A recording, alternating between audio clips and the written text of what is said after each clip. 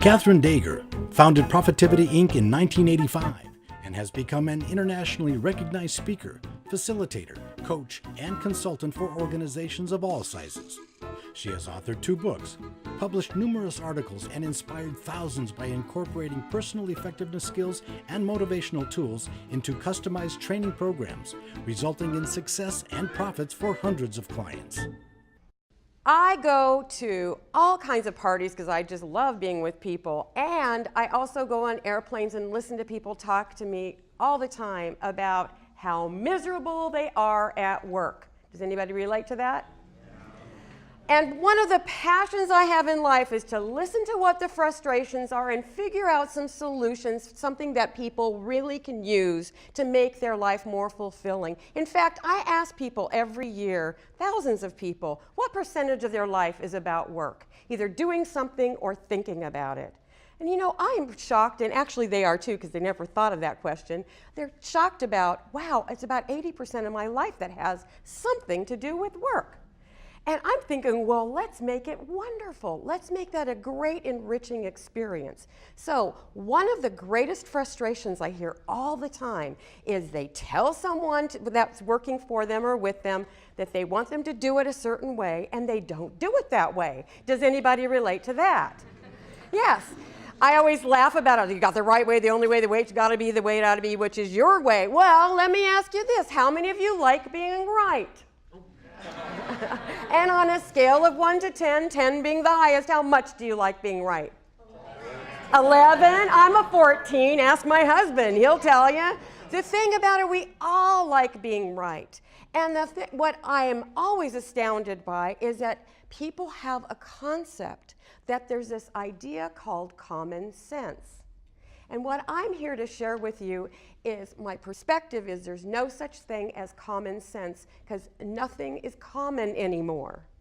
I believe that came about when we were eating dinner together as families at dinner tables for hours a week.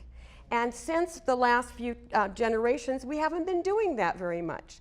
So how do I know what someone else knows? How do I know? So one of the tools I want to share with you is the difference between a behavior and a notion. A behavior is something you can see or hear. So it's physical. A notion is a concept or an idea. And let me share a notion with you. You tell a child to clean their room. What do? Where does the stuff go? Under the bed, in the closet. You know, you just like you don't open that closet because it's all going to come down in an avalanche. So the thing is, or you ask maybe an employee or an associate, go clean that. When you use a notion, it can be interpreted any way that person sees it in their own mind. And a behavior is something that you physically can see. So let me tell you how I shared with my daughter how to make her bed. I said this, and she was 7 years old at the time and very much liked to do grown-up things. So I kind of had a little bit of a motivational edge there. But what I said to her was, I'll paint a picture that you can see of how to make your bed, and then I'm going to ask you to do it. And I'll give you a reward if you do it exactly as I'm describing. First, you take the comforter and the decorative pillows off, put them on the side of the bed, or roll them in a ball. Then take off the sheets and the pillowcase and roll that and put it inside the laundry hamper. Then go to the linen closet and pull out your Minnie Mouse sheets, because I knew they'd fit her bed. And you take the stretchy sheet and put it on the mattress most colorful side up, because that's the way I like it. And then you put the flat sheet on the top with the ruffle at the top, fold it down so it doesn't tickle your nose, tuck in the other 3 sides, and then put the comforter back, spread it out so it's no lumps.